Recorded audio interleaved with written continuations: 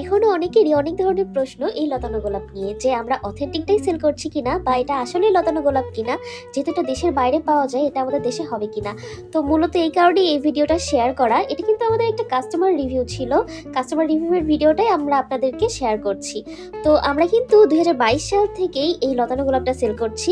তাই নির্দ্বিধায় আমাদের কাছ থেকে নিতে পারবেন এই সাদা লতানো গোলাপটা। আমরা একদম অথেন্টিকটা আপনাকে দিব। আর এটা কিন্তু সাদা লতানো গোলাপের সুগন্ধি একটা ভ্যারাইটি, আর 12 মাসই ফুল দেয়। ভালো রোদ আলো বাতাস পাবে এমন প্লেসে রাখলেই হবে। যে কোনো জায়গায় আপনারা এটা লাগাতে পারবেন যদি রোদ ভালো মতো পায়।